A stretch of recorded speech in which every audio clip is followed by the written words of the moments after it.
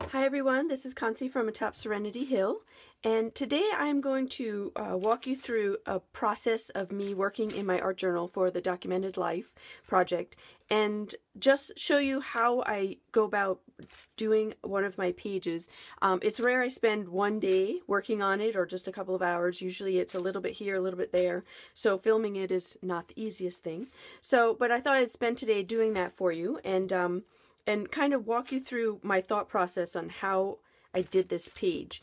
The week is week 5 that I'm working on, which was actually the beginning of February. I'm a little behind, but it was the start of the underpaper challenges, and it was for underpaper, which for those of you who are not sure what that is, it's just scrap paper or newsprint or some kind of drawing paper that I put out under my work.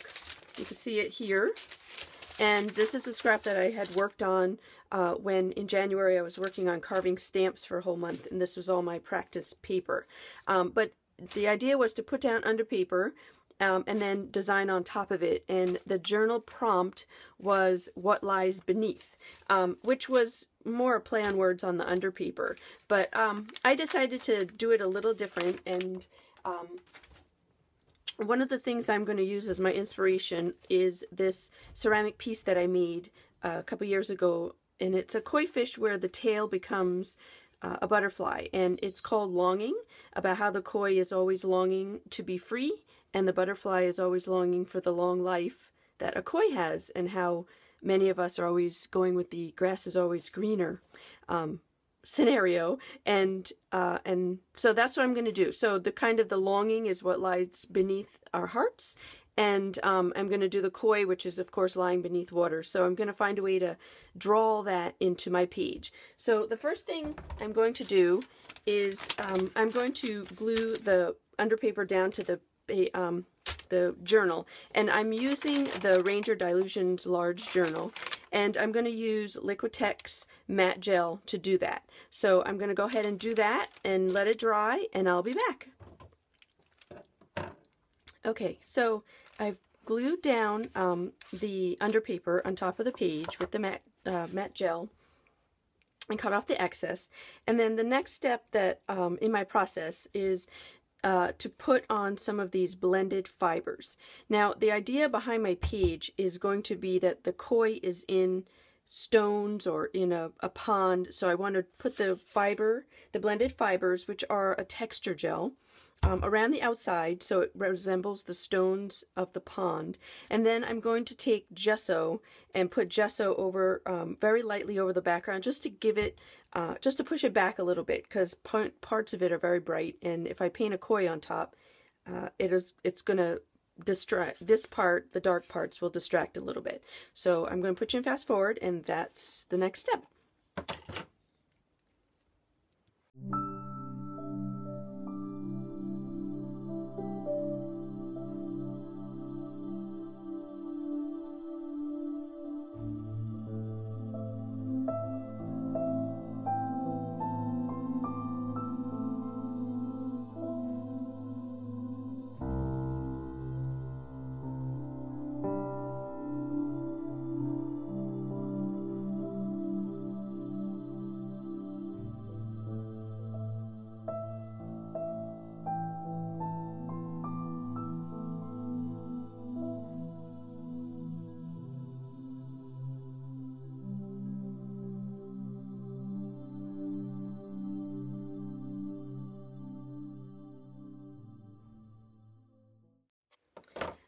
Okay, so I have put down the fiber paste, or the blended fibers, the Liquitex blended fibers, and it dried mostly clear. There's parts that are really thick, and that has a little bit of an opaqueness to it, but it did take a very long time to dry, so just bear that in mind if you want to use it. I didn't want to use a heat tool on it just because I didn't know what it would do to it. This really is the first time I've ever tried using it. So while I was waiting for it to dry, I did also just with a pencil sketch in the shape of my koi. So from there, we're just gonna start painting this in and see where we go.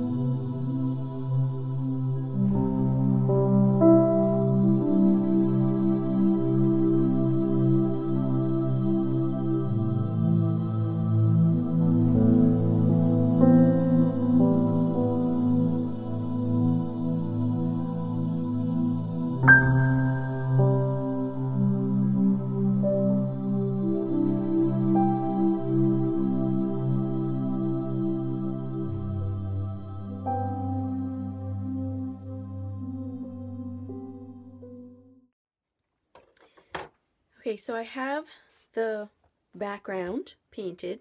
I had used a lot of acrylic paints. I use just regular craft acrylic paints, which are Folk Art. That's my favorite brand, mostly because that's what I've been used to using for a zillion years. And then I used watercolor and to paint in the koi, which I just use these pan watercolors. I don't know if they're Low Cornell or just Michael's brand. They are very similar in look, so I can never remember which one I bought. To do that, and then a black paint marker to outline it. After that, I added more acrylic paint on top, along with using Inktense pencils to shade both the stones for the outside and the outside of the water. Those were the Inktense pencils. I love using them for shading and coloring in, just because once they dry, they're actually permanent. So they don't pull up like the watercolor will. If I tried to put a light wash over the koi, and the watercolors started bleeding, so I just had to be real careful with that and just kind of left it how it was. I think it's fine how it is. So the next thing I wanted to do was to add some butterflies in based on what I'm using as my inspiration piece, which was this ceramic piece I made, which the tail of the koi is actually a butterfly. So what I did is I used one of my hand-cut stamps. It's an eraser from the dollar store that I hand carved, and used the Ranger archival ink and just stamped the butterflies on deli paper. I use deli paper just because it's very thin and it tends to disappear into the background, and at this point my background has texture both in the not the deli paper, but the under paper. The way it dried was kind of crinkly. And also I want to put one of the butterflies here, which will overlap those fibers that are in the paper here, and that has a lot of dimension. So I want to be able to have it stick down and not peel back up. So I'm going to glue those down and paint them in, probably with a little bit of the watercolor just to give it some of the orange, yellows, and reds back in again to look like a monarch butterfly. And then we're going to figure out if and how I want to add the word longing in, because I do like adding that in since that was my sentiment for the whole idea of the page. So let's see where we go from there.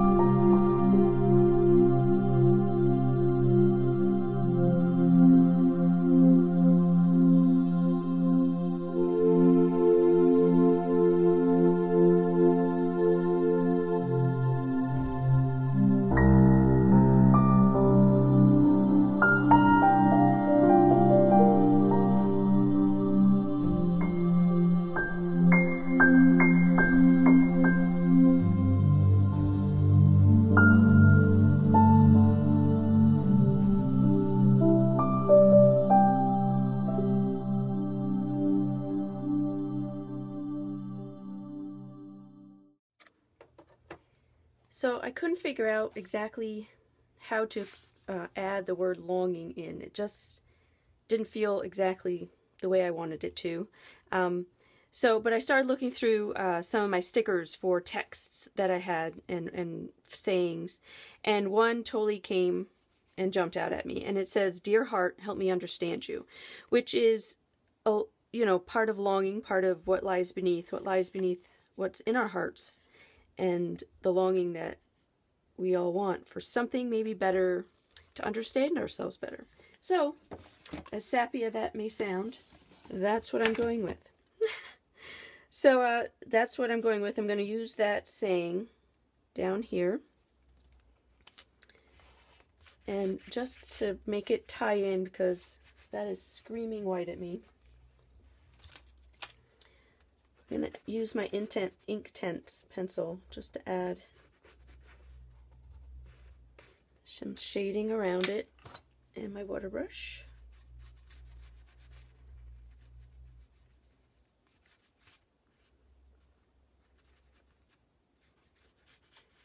And then I think, let that dry,